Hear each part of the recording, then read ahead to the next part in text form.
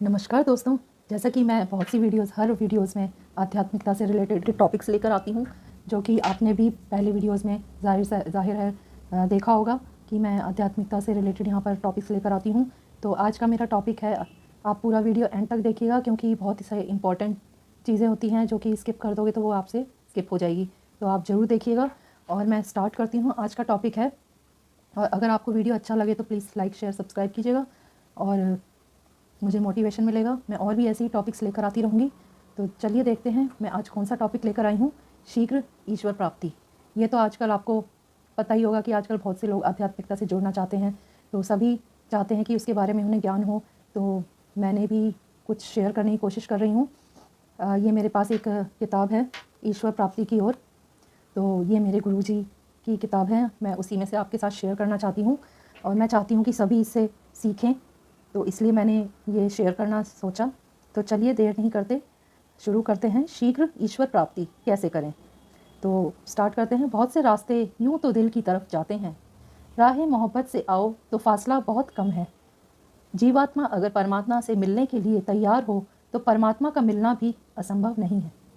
कुछ समय अवश्य लगेगा, क्योंकि पुरानी आदतों से लड़ना पड़ता है। ऐहिक संसार के आकर्षणों से सावधानी पूर्वक बचना पड़ता है। तत्पश्चात तो आपको रिद्धि सिद्धि की प्राप्ति होगी, मनोकामनाएं पूर्ण होने लगेंगी, वाक सिद्धि होगी, पूर्वाभास होने लगेंगे, अप्राप्य तथा दुर्लभ वस्तुएं प्राप्य व सुलभ होने लगेंगी, धन संपत्ति सम्मान आदि मिलने लगेंगे। उपरोक्त सब सिद्धियां इंद्रदेव के प्रलोभन हैं। कभी व्यर्थ की निंदा होने लगेगी, इससे भयभीत न हुए तो बेमाप प्रशंसा मिलेगी। उसमें भी न उलझे तो प्रियतम परमात्मा की पूर्णता का साक्षात्कार हो जाएगा। तो इसमें ये बताया गया है कि हमें पूर्व आभास होने लगते हैं, जब हम ईश्वर की ओर जाते हैं, ईश्वर के रास्ते जाने लगते हैं तो हमारे साथ क्या क्या होता है। तो इसमें ये बताया गया है, तो आपने अच्छे से सुना होगा, बिल्कुल क्लियर शब्दों में, बहुत ही सरल सब शब्दों में है। तो मुझे नहीं लगता कि इसमें समझाने की कोई ज़रूरत है। तो आगे बढ़ते हैं। दूसरा ये पंक्तियाँ हैं, दर्द दिल में ही छुपा कर मुस्कुराना सीख ले, गम के पर्दे में खुशी के गीत गाना सीख ले। तू अगर चाहे तो तेरा गम खुशी हो जाएगा, मुस्कुरा कर गम के कांटों को जलाना सीख ले। दर्द का बार बार चिंतन मत करो, इसमें यही बताया गया है। हमेशा यही बोला जाता है, दर्द का बार बार चिंतन मत करो। जो हम सोचते हैं वही मैनिफेस्ट होता है, वही चीज़ें होने लगती हैं। जैसा हम देखते हैं, जैसा हम सोचते हैं, वही हमारे जीवन में घटित होने।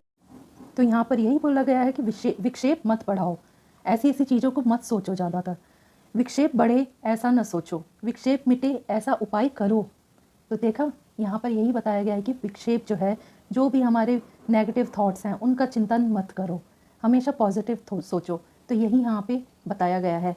जैसे मैनिफेस्टेशन टेक्निक्स आजकल चल रही हैं, तो वही चीज़ है ये भी नेगेटिविटी पॉजिटिविटी। तो यही हम सरलता से बता रहे हैं यहाँ पर। हमारे जो गुरुदेव की किताब है उसमें ये सब लिखा हुआ है। विक्षेप मिटाने के लिए भगवान को प्यार करके हरिओम तत्सत और सब गपशप का मानसिक जप या स्मरण करो। तो यही बोला गया है कि हमेशा पॉजिटिव थिंक करें, भगवान का स्मरण करते रहें, भगवान का नाम जाप करते रहें, चलते फिरते जैसे भी है, कहीं भी हैं, काम करते फिरते। ये नहीं कहते कि आप हमेशा 24 घंटे पूजा ध्यान मंदिर में ही बैठे रहें, लेकिन उसके साथ हमें कर्म भी करना आवश्यक है। तो यही बताया गया है कि हमेशा भगवान को स्मरण करके हर कार्य करना चाहिए। यही है इसका मतलब। ईश्वर को पाने के कई मार्ग हैं, लेकिन जिसने ईश्वर को अथवा गुरु तत्व को प्रेम व समर्पण किया है, उसे बहुत कम फासला तय करना पड़ा है।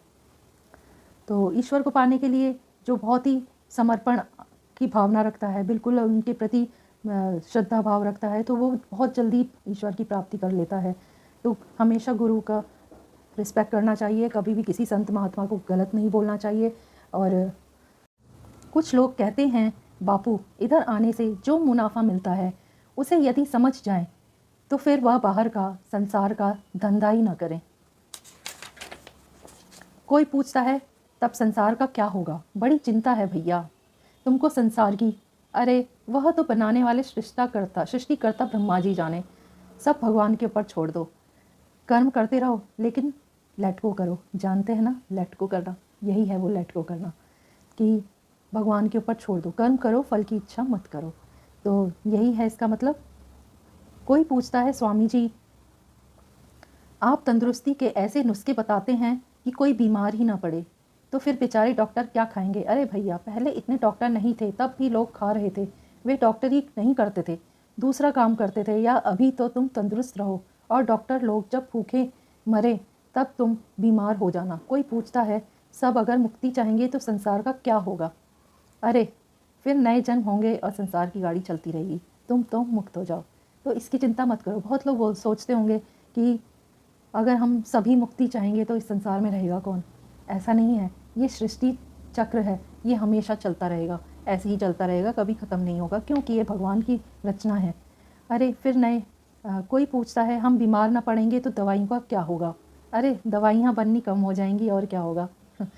बहुत ही अच्छा सरल सा जवाब है। हम गुनाह न करें तो जेल खाली पड़ी रह जाएगी, इसीलिए गुनाह कर रहे हैं। यह कैसी बेवकूफ़ी की बात है।